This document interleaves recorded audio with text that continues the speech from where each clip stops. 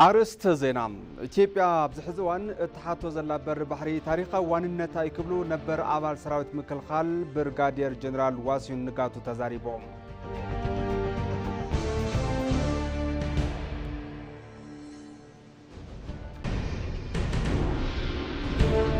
سلام كل الأمحرة نمرقاز كاب أوبتز وزقبر حلافنت كم زفتسمو نقادو كتما والديا قليزوم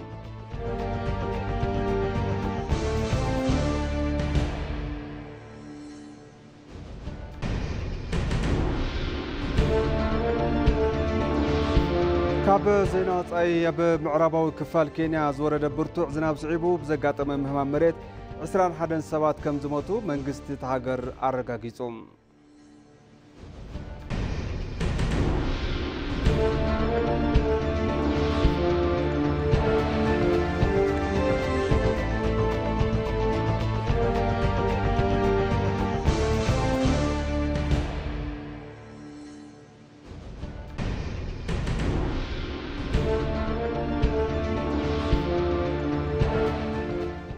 سلام طعنا بلي زخوركم تملكتي كما يتعلو لكع ساعات 9 خوين لو كم تلمود ماد زينه حيزنا متينا لنا زيناتات بممراح مساهم صنح انا ابراهيم سام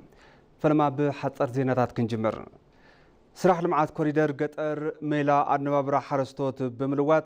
ز تمال بلصقنا نمرغاز علم مخانو اغلغلوت كوميونيكيشن منغست فيدرال افليطلوم لمعات كوريدور مس عبيد كتما استاساسر لمعات انتخون نكل تطقام زغبر فتحاوي لمعات نزيغاتات نمقراب بمتلام نخالوت هاجرات عبدنت كخون بزغل ملكعو كتماتات نالم عيركبام كوينغنا لعول قطري زلو حزب ኢትዮጵያ ዝነብር ኣብ ገጠር ብምዃኑ ህይወት ዜጋታት ንምልዋጥን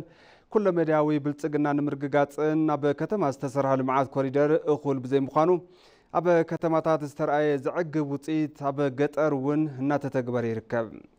ልምዓት ኮሪደር ገጠር ኢኮኖሚያዊ ማሕበራውን ስነ ምህዳራውን ረብሓ ሓዊሱ ብዙሕ ረብሓ ዘለዎ እንትኸውን እዚ ድማ ዘላቂ ልምዓትን ዝተረጋግአ ሕብረተሰብን ንምፍጣር ልዑል ኣስተዋጽኦ ከም ዘለዎ ተመላኺቱ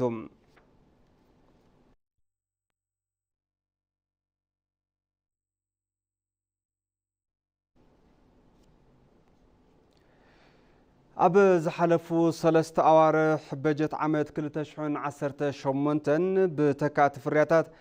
1.8 ቢልዮን ዶላር ሸርፍ ወጻኢ ምድሓን ከም ዝተኻለ ተሓቢሮም ሚኒስትር ፕላንን ልምዓትን ፍጹም ኣሰፋ ከም ዝበለዎ ኣብቲ በጀት ርብዕ ዓመት ብጎስጓስ ኢትዮጵያ ተፍሪ ዓቕሚ ምፍራይ ኢንዱስትሪታትን ፈጠራ ዓድል ስራሕን ኣብ ምዕባይ ጭቡጥ ውፅኢት ተራእይለን በዚ ድማ ኣብቲ ርብዒ ዓመት 37 ኣፍረይቲ ኢንዱስትሪታት ናብ ምፍራይ ከም ዝተሰጋገራ ተም ሚኒስትር ገሊጸነሎም ውፅኢታውነት ፓርክታት ኢንዱስትሪ አግሮ ፕሮሰሲንግ እናተጠናኸረ ከም ዝኾነ ብምሕባር ኣብ ዝሓለፉ 3 ኣዋርሕ 10 ፋብሪካታት ስራሕ ከም ዝጀመሩ እውን ተዛሪበን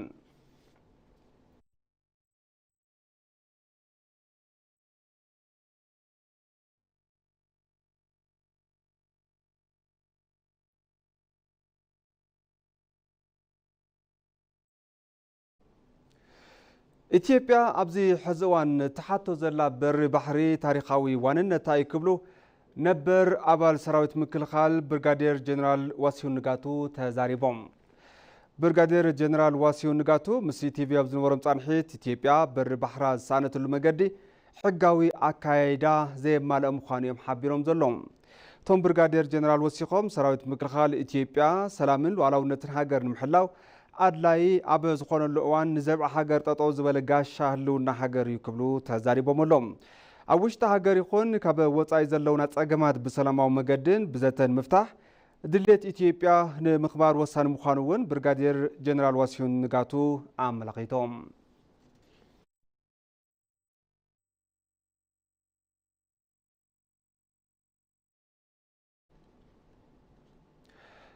ኣብ ዕቤት ቁጠባ ኢትዮጵያ ዘፈር ውልቀ ልዑል ግደ እናተጻወተ ከም ዝርከብ ዳይሬክተር ባንክ ዓለም ኣብ ኢትዮጵያ ማርያም ሳሊም ገሊጸን ባንክ ዓለም ናይ ኢትዮጵያ ቁልፊ መሻርክቲ ከም ዝኾነ ዝገለጻ ማርያም ሳሊም ኣብ ዓውዲ ሕርሻ ሎጂስቲክስ ቴክኖሎጂ ጥዕናን ትምህርትን ሓዊሱ ኣብ ዝተፈላለዩ ዓውድታት ኣድላይ ደገፍ ይገብረሉ ኢለን ኢትዮጵያ በስተፈላሉ ዓውርታት ዘመዝገበቶም ውጽኢታት ዝተባባዕ ብምባል ነዚ ድማ መምሓይሽ ማክሮ ኢኮኖሚ ልዑል አስተዋጽኦ ምምጽኡ ገሊጸን ንዕቤት ቁጠባ ኢትዮጵያ ዓውዲ ውልቀ ልዑል ግደ ይጻወት ከም ዘለውን ሓቢረን እየን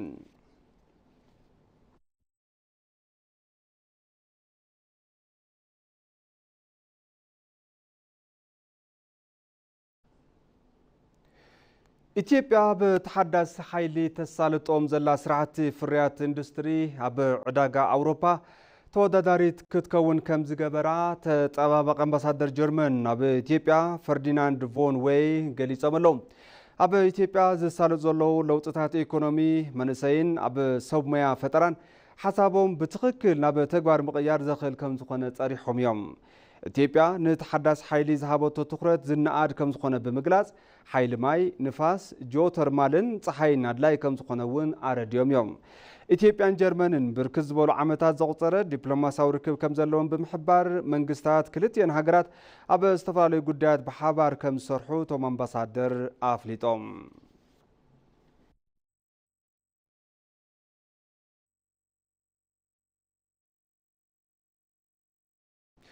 ተመልከቲ ሕዚ ድማ ብዝርዝር ናብ ዝሓዝናዮም ዜናታት ከሕልፈኩም ሰላም ክልል ኣምሓራን ምርግጋዝ ካብኦም ትፅቢት ዝግበር ሓላፍነት ክፍጽሙ ነጋዶ ከተማ ወልድያ ተማሕጺኖም ምምሕዳር ከተማ ወልድያ ማሕበረሰብ ንግዲ ዘሳተፈን ኣብ እዋናዊ ዛዕባ ዘድህበን ዘተም ኣሳሊጡሎ ንጸብጻብ ሳሙኤል ወርቃየሁ በሪሁ ብርሃነን ምምሕዳር ከተማ ወልድያ አባላት ማሕበረሰብ ንግዲ ዝተሳተፍሉ ሰላም ንኹሉ ኩሉ ንሰላም ብዝብል መሪሕ ሓሳብ መድረኽ ዘተ ኣሳሊጡሎ ተሳተፍቲ እቲ ዘተ ዝነበሩ ነጋዶ ዘጋጥም ዘሎ ምኽባር ናብራ ንምግታእ ኮነ ሃገራዊ ዕቤት ንምስላጥ ሰላማዊ ባይታ ምውሓስ ቀዳምነት ዝወሃቦ ዕዮ ገዛ ምዃኑ ተዛሪቦም አንድ ላይ በመቆማችን አባይን ያህል ግድብ ገድበናል بحدا تطو سلازبلنا أباي قدمنايو حدنتنا نتي وصيت نسو أمتيو مسفانو ركبالو ومزبهالو سبات انت حتم انتاي يبلغم انتو بلوم أمحارا يموتالو يوم زبلو من يقتلو وعلى يكون انديو قتلو انا جوه جنزب دو اي قبالن زلو يا نورو ودنتن بتملكته مخبار نابرا بزملكت اتي زقاجد زلو اتي تصاقم سلاميو مقعزيا بتي فلما توعالو ايكون كان نابز زبصح بب منقدو توساخ كفليتنا خفلكا خاتمت نقاداي بب منقدو زخفلو وسيخو يو نابا حبرت سب زغرب حالافي بيت صحفت بارت بلصقنا كتما ولديا تسفاي قبري بوغنوم صقم صتا أبلعلي محبرسب زحدرو بزعبا زلو صقطي أبرهم يوم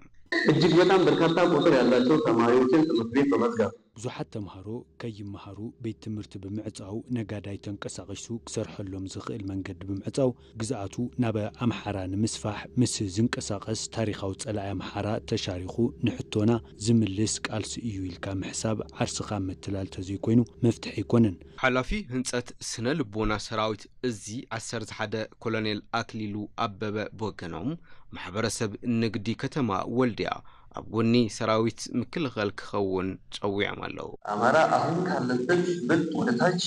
የሚወርድበት ሁኔታ አምሓራ ካብቲ ሕዚ ዘለዎ ንታሕቲ ዝወረደሉ ኩነታት ኣይከሉን ስለዚ ንሕና እውን ምሳኹም ኮይና ክንሰርሕ ኢና ንስኹም እውን መልስኹም ክተረጋግጹ ሓሳብ ክህብ ይፈቱ ከም ጸብጻብ ኮርፖሬሽን ሚድያ አምሓራ ኣብቲ እዋናዊ መድረኽ ዘተ ማሕበረሰብ ንግዲ እታ ከተማ ሰላም ከባቢኡ ንምውሓስ ብጽሒቱ ክፍጽም መልእኽቲ ተመሓላሊፉሉ ኢትዮጵያ በቀርን አፍሪካ ቀንዲ መንቀሳቃሲት ኃይሊ ሰላምን ምርግጋን ምዃና እናተረጋገጸ ይርከብ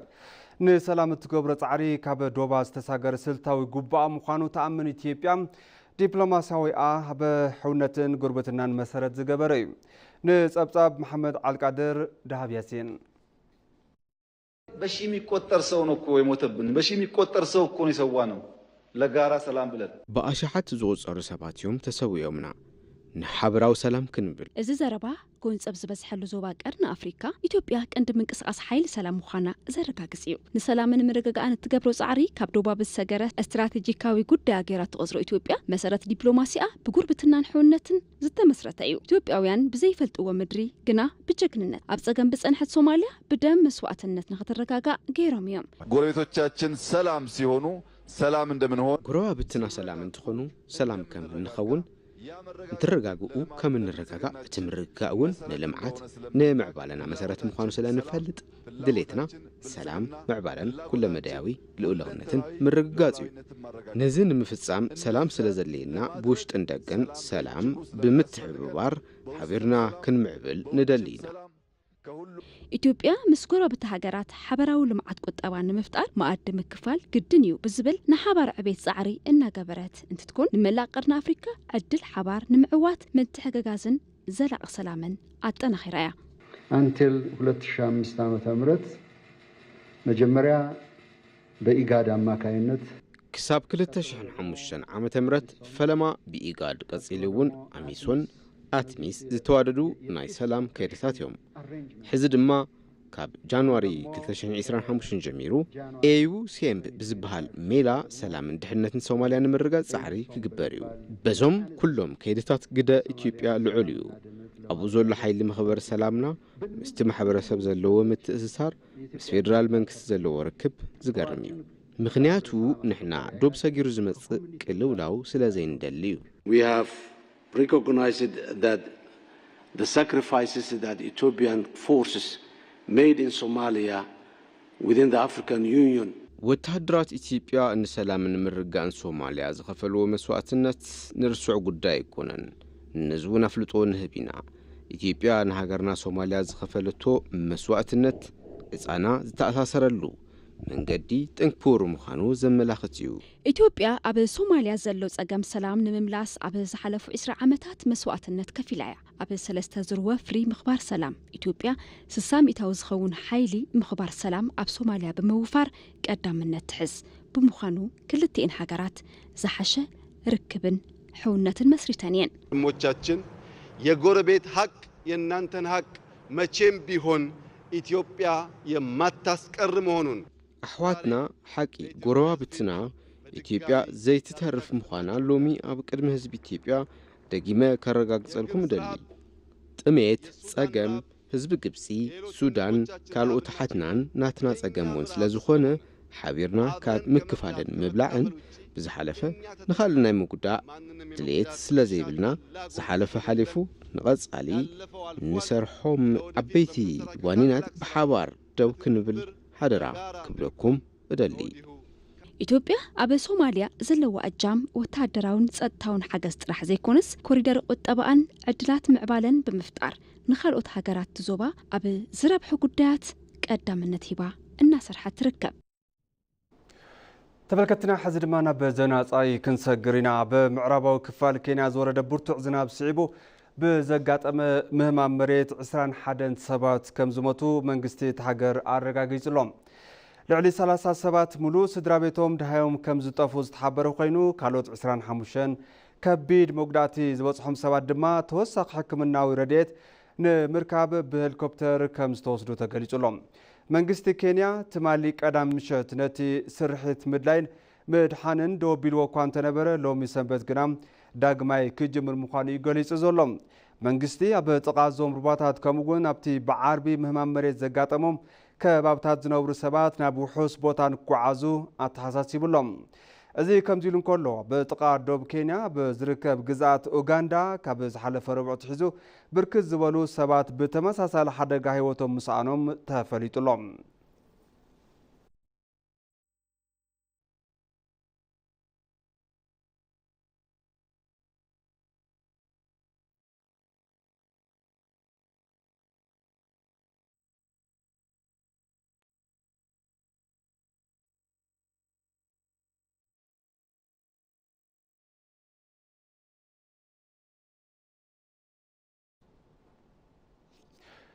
حزر ما كان قند زينات زعلت كزخخركم ኢትዮጵያ ኣብዚ ሕዚ እዋን ተሓቶ ዘላ በር ባሕሪ ታሪኻዊ ዋንነታይ ክብሉ ነበር ኣባል ሰራዊት ምክልኻል ብርጋዴር ጀነራል ዋሲን ንጋቱ ተዛሪቦም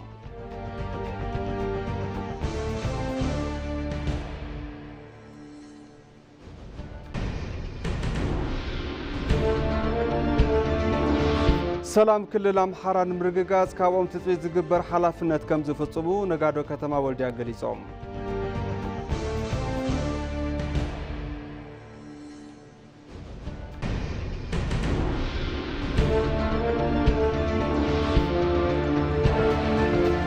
ካብ ዜና ወፃኢ ብምዕራባዊ ክፋል ኬንያ ዝወረደ ብርቱዕ ዝናብ ስዒቡ ብዘጋጠመ ምህማም መሬት 21 ሰባት ከም ዝሞቱ መንግስቲ እቲ ሃገር አረጋጊጹ።